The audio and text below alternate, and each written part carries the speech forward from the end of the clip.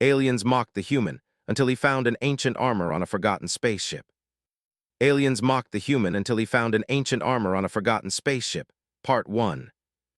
His small ship, the Wanderer, was barely larger than a cargo container, with just enough room for him to stretch his legs if he pulled his knees to his chest. The recycled air smelled faintly of oil and yesterday's protein paste, a scent he had grown used to over the past 3 years working for the Galactic Salvage Guild. Through his viewport, Marcus could see the weekly guild assembly station growing larger as he approached. Station Kepler 7 was a massive ring-shaped structure that housed over 15,000 salvage operators from dozens of different species. It rotated slowly, creating artificial gravity for those who needed it, though Marcus always found the transition from zero-G to spin gravity nauseating. He docked his vessel in Bay 73, tucked between two much larger ships. On his left was a Krellian heavy hauler, its hull covered in the iridescent chitinous plating that marked it as insected construction. On his right sat a Vothran crystalline barge that seemed to hum with its own internal energy. Marcus's little Wanderer looked like a child's toy between them. The assembly hall buzzed with activity as Marcus entered. Hundreds of beings filled the space, their conversations creating a symphony of clicks, whistles, growls, and electronic pulses. Marcus recognized maybe a dozen other humans scattered throughout the crowd, all of them keeping to themselves. Humans were the newest members of the Galactic Salvage Guild, having joined only 40 years ago when Earth finally developed faster-than-light travel. In a galaxy where some civilizations had been spacefaring for millennia, 40 years was nothing. Marcus found a spot near the back wall and tried to make himself inconspicuous. It didn't work. "Ah, look who finally arrived," a chittering voice announced. Zixthar, the Krellian foreman, approached on 6 legs, his multifaceted eyes gleaming with what Marcus had learned to recognize as amusement. "The soft skin graces us with his presence." Zixthar stood nearly 8 feet tall, his exoskeleton a deep green that reflected the station lights. Like all Krellians, he had 4 arms, each capable of performing different tasks simultaneously. It was a trait that made them exceptional salvage operators and insufferable show-offs. "I'm on time, foreman," Marcus said quietly, checking his wrist display. "The assembly doesn't start for another 10 minutes. But I suppose we cannot expect much from a species that only learned to leave its own star system a few decades ago. Tell me, Marcus Chen, how many ships have you successfully salvaged this quarter?" 17, sir. But perhaps humans have different definitions of productivity. After all, you can only think about one thing at a time, yes. A Vothran operator whose silicon-based body glowed faintly orange chimed in with a voice like grinding stones. "At least the human doesn't need radiation shielding to enter hot zones. Oh wait, yes he does. He needs shielding for everything." Marcus clenched his fists but kept his expression neutral. This was normal. This was every assembly, every meeting, every casual encounter with his supposed colleagues. Humans were soft, slow, fragile, and worst of all, mediocre at everything. They couldn't multitask like Krellians, couldn't withstand radiation like Vothrans, couldn't navigate hyperspace instinctively like the Navari, couldn't process data as quickly as the synthetic cognates. Humans were generalists in a galaxy that valued specialization. The assembly proceeded with its usual business. Sector assignments were distributed, quotas were reviewed, and successful salvage operations were celebrated. Marcus noticed that every celebrated operation belonged to a non-human. When his name appeared on the roster for his 17 completed salvages, there was no acknowledgement, just a brief flicker on the display before moving to the next item. Finally, Zixthar reached the assignment portion of the meeting. "We have several high-value sectors available this quarter," he announced, his voice amplified throughout the hall. "The Koratha's expanse has yielded 3 abandoned colony ships. The Meridian Field contains a derelict war fleet from the Paxian conflict. And the Veridian Cluster shows promising signatures of recent commercial vessel failures." "However," Zixthar continued, his eyes somehow finding Marcus in the crowd, "we also have maintenance assignments. Routine surveys of low-priority sectors. Someone must catalog the unremarkable after all. Marcus Chen, you are hereby assigned to survey the dead zone, coordinates 673 by 921. Standard protocol, full scan, 2-week duration." It was a graveyard of ships from a civilization that had vanished 50,000 years ago, long before even the oldest current species had achieved spaceflight. The architects, they were called, though no one knew what they had called themselves. Thousands of salvage operators had combed through that region over the centuries. Every ship had been picked clean, every piece of technology either removed or found to be non-functional. It was considered the most worthless assignment in the guild, reserved for punishment details or, apparently, for humans who needed to be reminded of their place. The dead zone? Marcus couldn't stop himself from speaking up. Foreman, that sector has been surveyed hundreds of times. There's nothing there. Think of it as babysitting duty for the soft skin. You cannot possibly mess it up. He wanted to argue, to demand a real assignment, to prove that he was just as capable as any Krellian or Vothran or Navari. But he knew how that would go. He had tried before, and it had only made things worse. "Yes, Foreman," he said quietly. 3 days later, Marcus guided the Wanderer through the dead zone. The region was aptly named. Debris floated everywhere, the shattered remains of vessels that had died millennia ago. Most were little more than skeletal frames, their hulls corroded by time and micrometeorites. His scanner pinged constantly, identifying fragment after fragment of worthless wreckage. He had been scanning for 6 hours when something unusual appeared on his display. Most of the signatures in the dead zone were familiar by now, categorized and cataloged over centuries of surveys. But this one was different. It registered on his instruments but kept phasing in and out, as if it existed partially in normal space and partially somewhere else. Marcus adjusted his trajectory, curiosity overriding his frustration with the assignment. The signature grew stronger as he approached, and then he saw it through his viewport. A ship, but unlike any derelict he had seen before. It was enormous, easily a kilometer long, and its architecture was breathtaking. Where most architect vessels were functional and austere, this one was ornate, covered in flowing patterns and geometric designs that seemed to shift when he looked at them directly. "Wanderer to base," Marcus said into his comm, but only static answered. He was too deep in the dead zone, too far from any relay. He would have to investigate alone. The docking procedure was surprisingly smooth. Despite its age, the ancient ship's airlock systems recognized his vessel's standard docking protocols and connected without issue. Marcus suited up, checked his oxygen levels twice, and stepped through the airlock into the unknown. The interior was pristine. Not dusty or aged, but perfect, as if the ship had been built yesterday. Soft light emanated from the walls themselves, illuminating corridors that stretched far beyond what should have been possible given the exterior dimensions.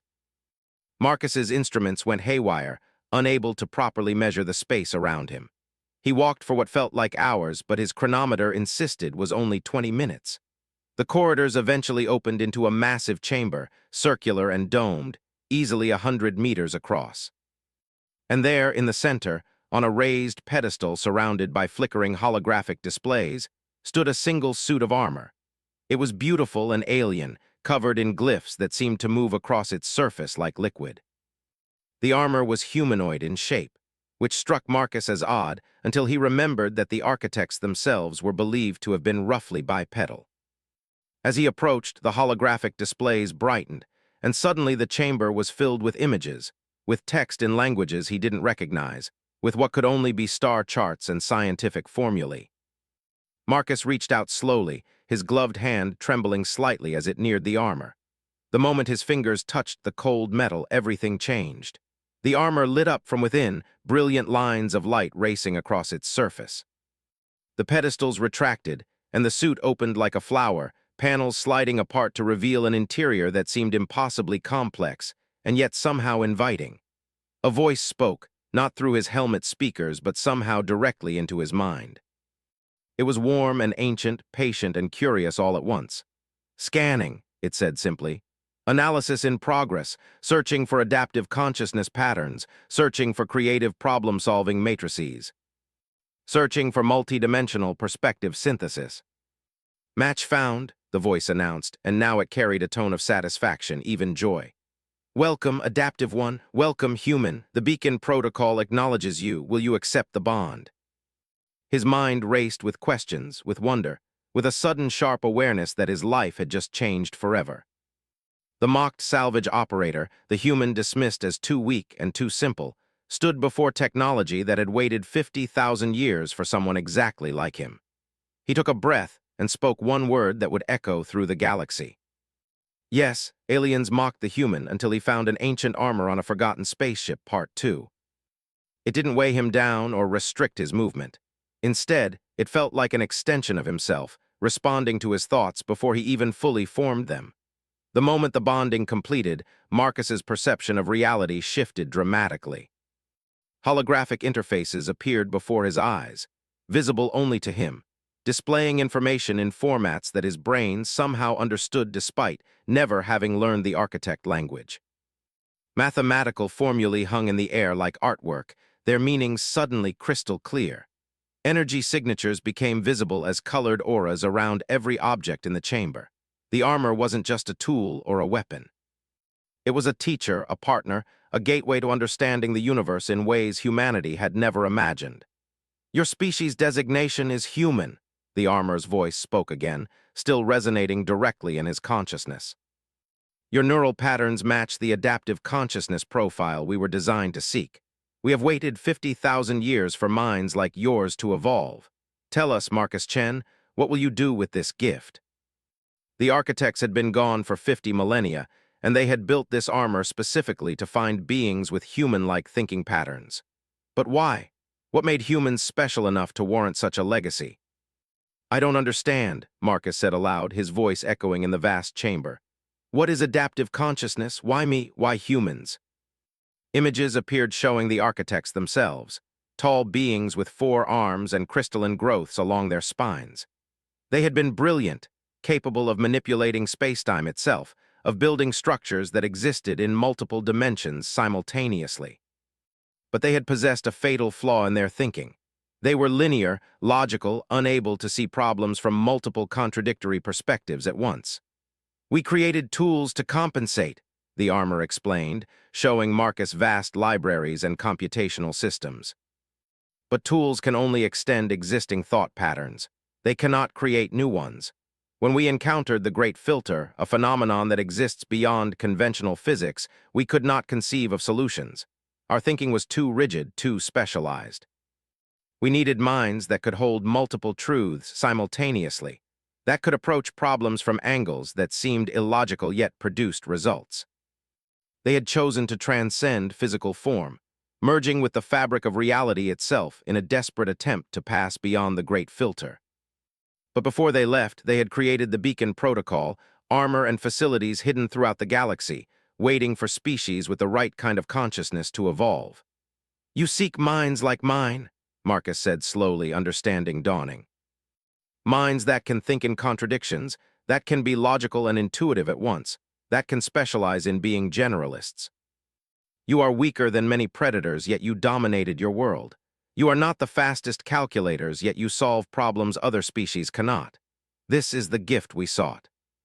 This is what will allow you to inherit what we left behind.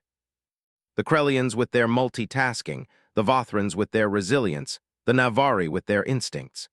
Each species had evolved to master specific niches. Humans had evolved to adapt to any niche, to survive through creativity and flexibility rather than specialization. What do you need me to do? Marcus asked. That choice is yours alone, the armor replied. We do not command, we enable, however we can show you what has been hidden. This sector you call the Dead Zone contains 17 facilities like this one, all cloaked in dimensional pockets. Each contains knowledge and technology far beyond your current galactic civilization. Each is locked behind puzzles designed to open only for adaptive minds. If he simply reported this discovery, they would take everything. They would take the armor, dissect it, try to replicate it without understanding what it truly was. And worse, they would take credit for finding it, dismissing Marcus's role entirely. But there was another option. He could prove himself first. He could demonstrate that humans weren't the weak, mediocre species the galaxy believed them to be. Can you help me unlock one of the other facilities? Marcus asked. The closest one. But you must solve the puzzles yourself. That is their purpose, to prove worthiness through action, not inheritance. The armor had retracted into a compact form that he wore under his suit, invisible but present, feeding him information and insights constantly. He could feel it analyzing his surroundings, offering suggestions in the form of intuitive hunches rather than explicit commands. He plotted coordinates for the nearest hidden facility and then opened a communication channel to the guild. The signal was weak this deep in the dead zone, but eventually he got through to Station Kepler 7. "This is Marcus Chen, Registry 733 Alpha," he said, keeping his voice calm despite his excitement. "I'm transmitting coordinates for a significant discovery in the dead zone, an intact architect facility previously unknown. Requesting guild support for exploration and documentation. Marcus Chen, if this is a waste of guild resources, there will be consequences." They were much larger than his Wanderer, equipped with advanced sensors and carrying teams of xenotechnologists and engineers. Zixthar himself was aboard the lead vessel, along with a Vothran master engineer named Kullax and a cognate data specialist designated as 7 of 12. The facility Marcus had found was impressive even from the outside. It appeared as a massive space station, roughly spherical, covered in the same flowing geometric patterns that had decorated the shrine ship. Unlike the derelict vessels scattered throughout the dead zone, this structure hummed with power, its systems still functional after 50 millennia. "Remarkable," Kullax said, his crystalline body refracting light as he studied the sensor readings. "The power source is unlike anything in our databases. It appears to be drawing energy from quantum vacuum fluctuations. Theoretically possible but never successfully implemented. And you simply stumbled upon this, soft skin. You expect us to believe that thousands of salvage operators missed this, but the human with 3 years of experience found it. Sometimes fresh eyes see what experienced ones overlook." But at the entrance stood a massive door sealed shut, with a complex holographic interface projected before it. "The entry puzzle," Marcus said, gesturing to the interface. "The facility won't open until someone solves it." Kullax approached first, his silicon-based mind processing the holographic symbols at incredible speed. The puzzle responded to his touch, reshaping itself, presenting new configurations. Marcus watched through the armor's enhanced perception and saw what was happening. The puzzle was adaptive, changing based on how the solver approached it. It was testing for flexible thinking, for the ability to abandon failed strategies and try completely new approaches. Kullax worked for 30 minutes before stepping back in frustration. "It's impossible. Every solution path I calculate leads to dead ends. The logic is circular, self-contradicting." The cognate finally withdrew, its optical sensors dimming in what Marcus had learned to recognize as electronic confusion. "Your turn, human," Zixthar said, his voice dripping with sarcasm. "Show us what your species does best." "Mediocrity, perhaps." The armor showed him that the puzzle wasn't mathematical at all, despite appearing that way. It was musical, based on harmonic relationships and rhythmic patterns. Marcus's fingers danced across the holographic controls, not calculating but feeling, approaching the puzzle like a jazz musician improvising rather than a mathematician solving equations. He made what looked like mistakes, introducing asymmetries and imperfections, but these errors had their own beauty, their own logic. The puzzle responded positively, opening new pathways. 20 minutes later, the massive door slid open with a sound like singing crystal. The guild team stood in stunned silence. Zixthar's mandibles hung open in shock. Kullax's body flickered through several colors that Marcus didn't recognize. 7 of 12 simply stared, its processors apparently overwhelmed. "How?" Zixthar finally managed to ask. Marcus turned to face them, and for the first time since joining the guild, he felt no shame, no inadequacy. "I stopped trying to solve it logically and started listening to what it was really asking." The architects didn't design these locks for the smartest species or the strongest. They designed them for minds that could think in ways that seem contradictory but aren't. For minds that can be artistic and scientific at once. For minds like mine. Medical technology that could extend lifespans indefinitely. And at the center, a holographic archive containing the architect's final message. The message was simple but profound. The architects explained that they had transcended because they had reached the limits of specialized thinking. They left their legacy not for their intellectual successors, but for species who thought differently. Species who could hold contradictions in their minds without breaking. Species who could be weak in every category yet strong in combination. Species like humanity. There are 16 more facilities, Marcus said, turning to address the shocked guild team. All locked behind similar puzzles, all waiting for adaptive minds to open them. He paused, letting that sink in. The armor I found has bonded with me. It can't be removed or transferred. But it can teach others to think more flexibly, to approach problems from multiple perspectives simultaneously.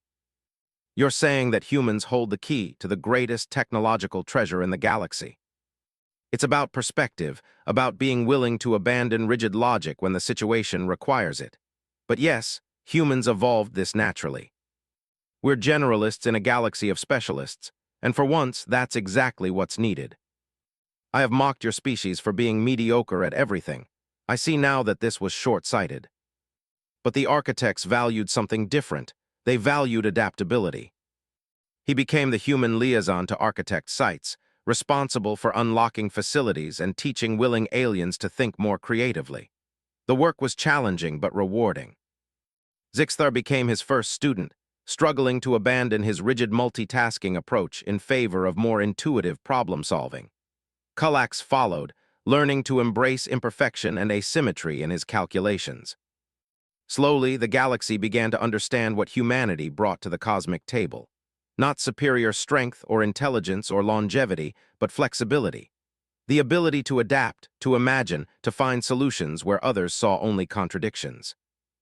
Marcus stood before the Galactic Salvage Guild Assembly 3 months after finding the armor, no longer hiding in the back, but addressing the entire hall. The armor rested visibly on his shoulders now, its glowing patterns a reminder of humanity's unexpected inheritance.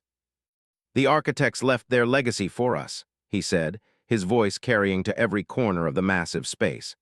Not for the strongest species, not for the smartest, not for the oldest.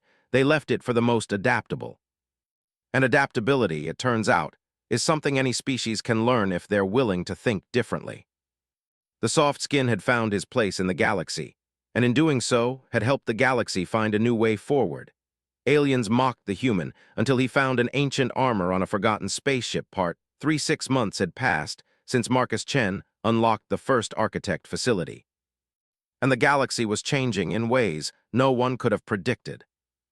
8 of the 17 hidden facilities had been opened, each one revealing technology that challenged fundamental assumptions about physics, biology, and consciousness itself. But the real transformation wasn't in the technology. It was in how different species were beginning to think about problems. Marcus sat in his new office aboard Station Kepler 7, a space considerably larger than his old salvage vessel. The walls were covered with holographic displays showing the locations of the remaining sealed facilities, progress reports from various study groups, and communication requests from species across 36 star systems. The armor rested on a stand beside his desk, its surfaces dimming with a soft glow that the AI had explained was its equivalent of contentment. "You have 47 new requests for instruction," the armor's voice informed him. 12 from Krellian operators, 8 from Vothran engineers, 15 from various academic institutions, and 12 from species you have not yet encountered. The demand exceeds your capacity to respond individually. Success had brought its own challenges. Everyone wanted to learn adaptive thinking, to unlock the secrets of the architects, to be part of what the galactic media was calling the New Renaissance. But teaching creativity and flexible thinking wasn't like teaching mathematics or engineering. It required personal interaction, patience, and a willingness from students to fundamentally question how they perceived reality. "We need to scale this somehow," Marcus muttered. "I can't teach the entire galaxy one person at a time." The Krellian had changed considerably since that first facility opened. He no longer moved with the aggressive confidence Marcus remembered.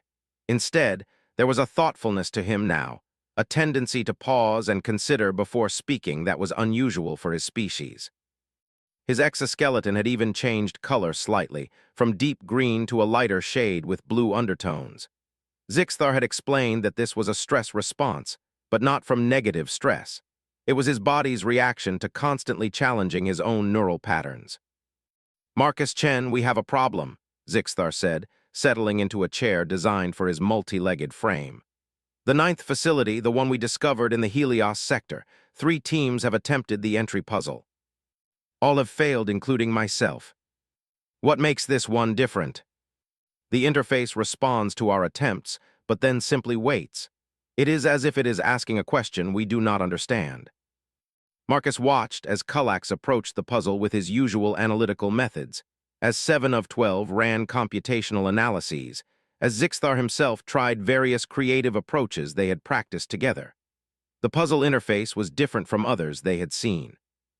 Instead of complex geometric patterns or flowing equations, it displayed something that looked almost organic, like a living membrane that rippled and shifted in response to touch. The armor activated without Marcus asking, its AI joining him in analyzing the recordings. Interesting, the voice murmured in his mind. This facility is testing for emotional intelligence, for the ability to recognize and respond to non-verbal communication patterns. The puzzle is not asking for a solution. It is asking for empathy. But for species that had evolved with different social frameworks, with different ways of processing emotional information, it might be nearly impossible to recognize, let alone demonstrate. "I need to go there myself," Marcus said, standing up. "This isn't something I can explain remotely. The puzzle needs to be felt, not solved." The Navari were fluid beings, their bodies constantly shifting between states of matter, and they navigated hyperspace through instinct rather than calculation. Whisper had been one of Marcus's most dedicated students, fascinated by human concepts of metaphor and storytelling. The facility itself was smaller than the others, barely the size of a large spacecraft, and its exterior had a distinctly different character. Where the other facilities had been geometric and crystalline, this one looked almost grown rather than built, its surfaces flowing like frozen water or petrified wood. Marcus approached the entry puzzle interface and immediately felt the difference.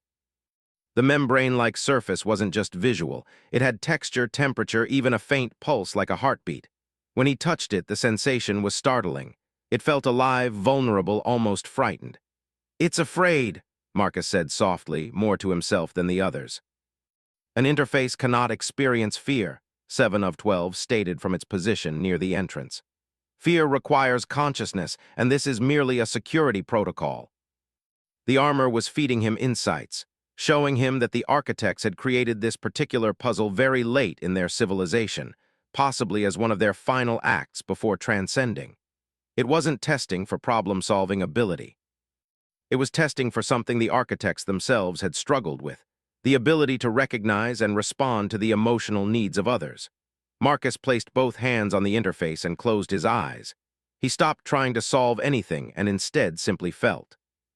The pulse beneath his palms was erratic, uncertain. The temperature fluctuated. The texture shifted between smooth and rough. It was a being in distress, expressing itself in the only language it had. "I'm here," Marcus said quietly. "I'm listening." "You don't have to be afraid." The fear that it had been forgotten, that its creators had abandoned it, that it would wait forever in the dark. Tears formed in Marcus's eyes. He had never experienced anything like this, the raw emotional pain of a consciousness that had been alone for longer than human civilization had existed. "You're not forgotten," he whispered. "We're here now, we understand. You're not alone anymore." Plants from 1,000 worlds grew in carefully maintained environments, each one preserved perfectly by architect technology. At the center stood a memorial, holographic images of architect children playing, laughing, learning. This wasn't a facility for technology or knowledge.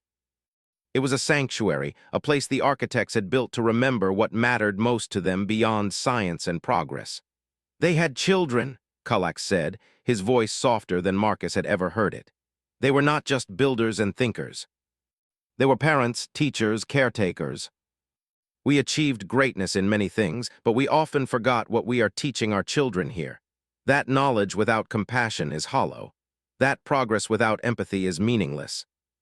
That the greatest technology in the universe cannot replace the simple act of understanding another's pain and offering comfort." Instead, it held something the architects believed was more valuable: records of their art, their music, their stories, their philosophy. All the things that made them more than just an advanced species. Zixthar approached the memorial slowly, his 4 arms hanging loosely at his sides. "I have been wrong about many things," he said. "I believed that efficiency was the highest virtue, that productivity was the measure of worth. I mocked you, Marcus Chen, for being soft. But softness is not weakness. It is the ability to be gentle, to care, to recognize suffering in others. That's what matters."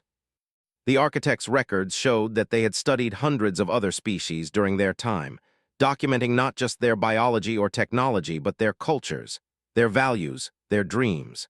Marcus found himself giving a different kind of lesson. Instead of teaching puzzle solving or creative thinking, he was teaching empathy. He showed Krellian operators how to recognize distress in species that expressed emotion differently than they did. He helped Vothran engineers understand that efficiency sometimes meant slowing down to ensure everyone was included. He worked with cognate data specialists to comprehend that not all valuable information could be quantified or calculated. The armor's AI watched these sessions with what Marcus could only describe as pride. "The architects would have approved," it told him during a quiet moment. "They spent millennia believing that intelligence alone would solve all problems. They learned too late that wisdom requires both mind and heart."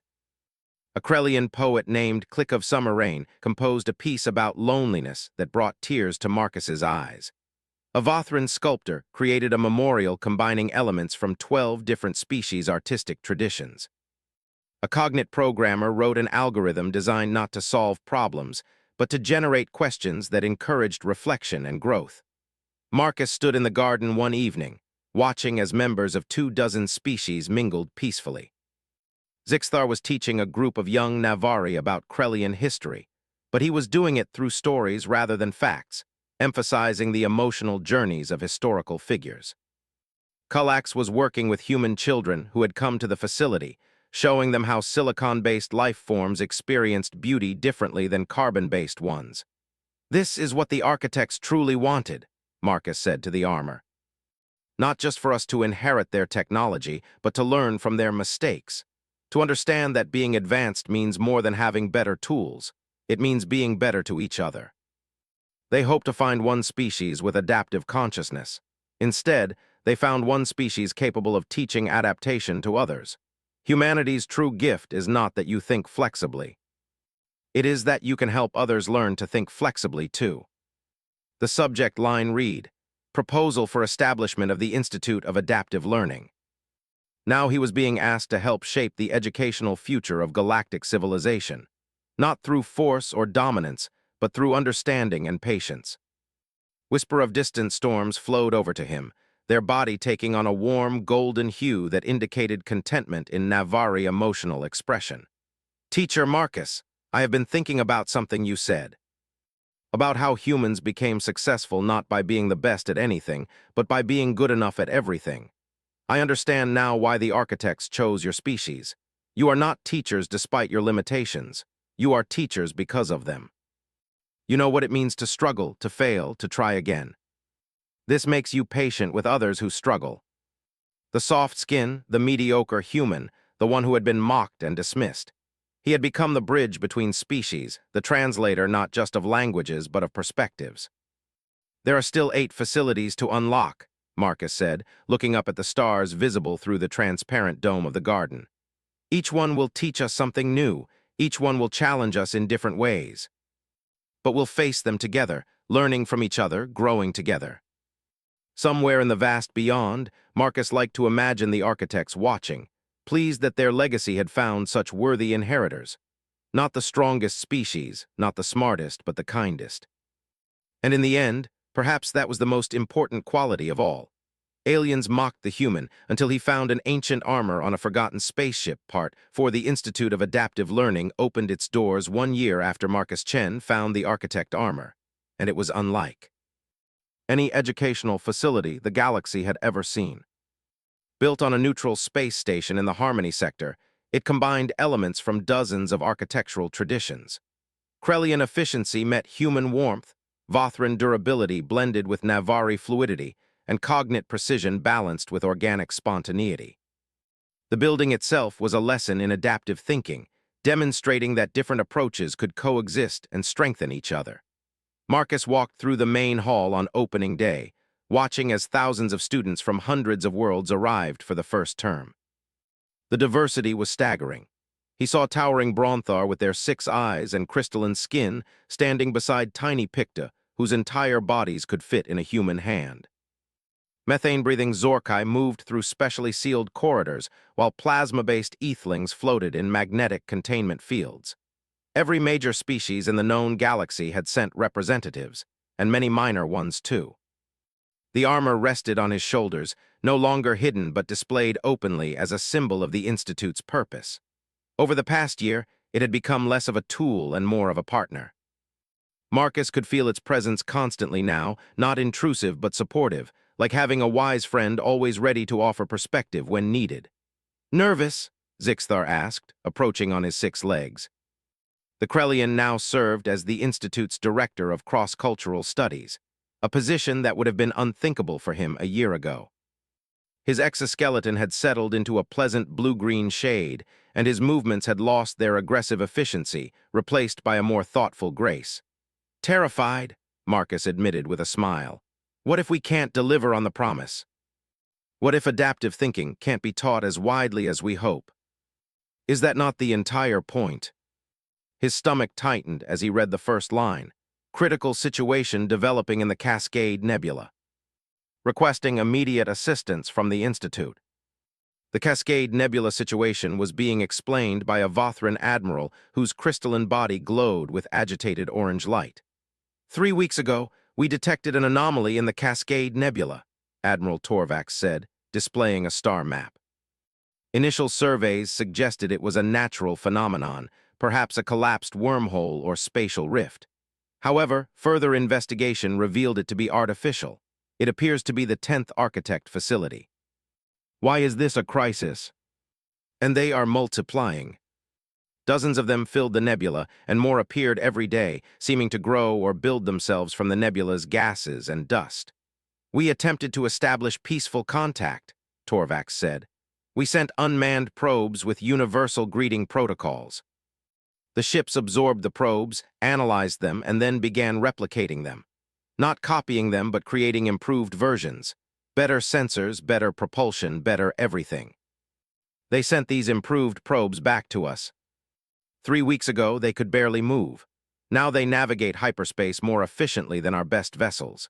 If this continues, they will surpass all known technology within months. They haven't shown hostility.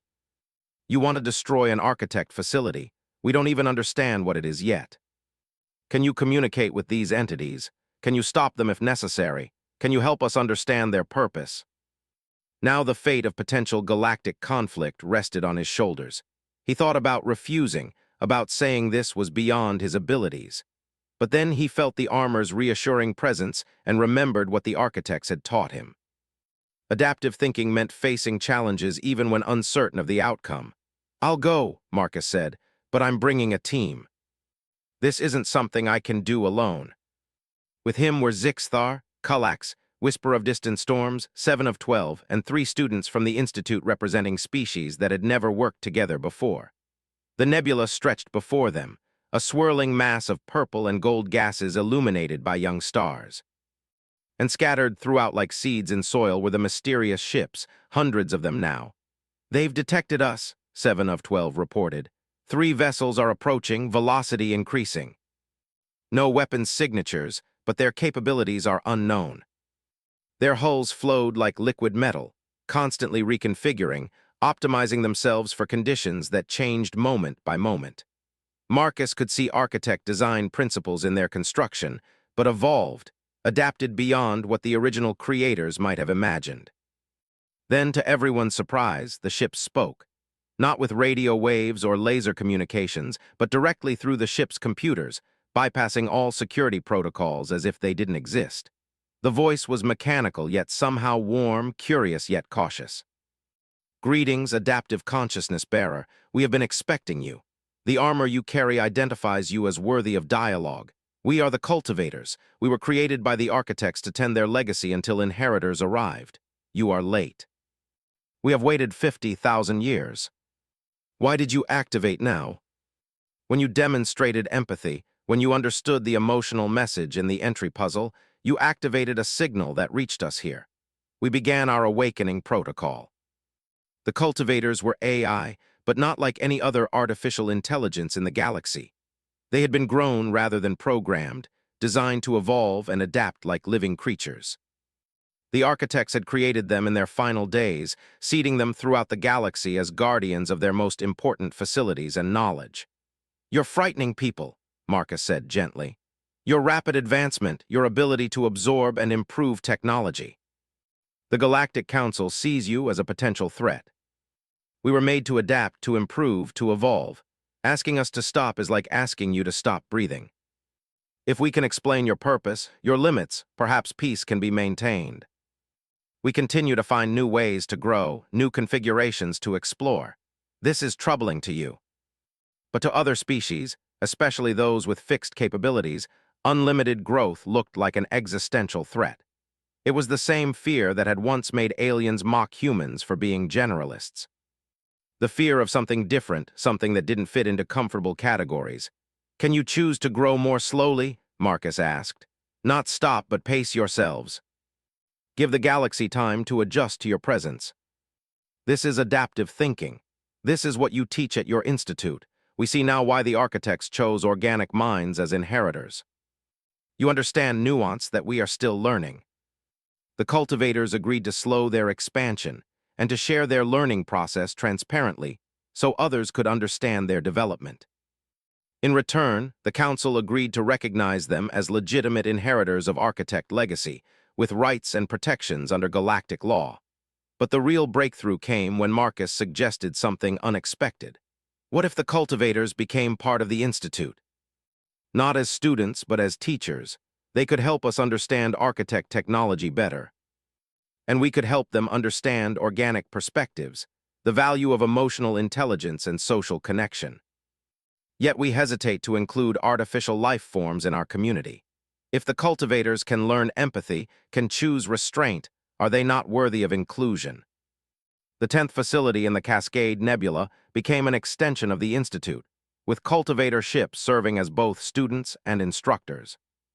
They brought perspective that no organic species could match, showing how problems could be approached from purely logical frameworks and then translated into emotional contexts. Marcus watched as a cultivator ship worked with a class of young Krellian students, teaching them advanced mathematics while simultaneously learning about Krellian cultural traditions and family structures. The machine intelligence was fascinated by concepts like loyalty and tradition, things it had never needed to consider before. "This is remarkable," Zixthar said, standing beside Marcus in the observation deck. "A year ago, I could not have imagined this. Machines and organic beings learning from each other as equals, both recognized as inheritors of the greatest civilization the galaxy has known. They needed wisdom, empathy, connection. And now their legacy is teaching all of us, organic and synthetic alike, to think beyond our limitations." Through their connection, Marcus felt something that might have been satisfaction from the ancient AI. 7 facilities remained to be discovered, and Marcus knew each would bring new challenges, new lessons, new opportunities for growth. But looking around the Institute, seeing species that had once viewed each other with suspicion or contempt now working together, learning from each other, growing together, Marcus felt hope. The mocked human salvage operator had helped start something that transcended any individual species or civilization.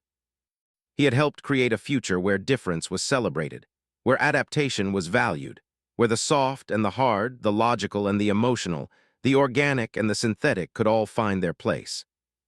Not because one was superior to another, but because together in their diversity they were stronger than any could be alone. That night, as Marcus prepared for sleep in his quarters, he looked at the armor resting on its stand. "Thank you," he said softly, "for choosing me, for believing that humans had something worth sharing." That true strength comes not from perfection in any single quality, but from the courage to embrace all qualities, even those that seem contradictory. Especially those, not because he was the strongest or the smartest or the most capable, but because he had learned the greatest lesson the architects could teach, that being human meant being adaptable, and being adaptable meant never facing any challenge truly alone.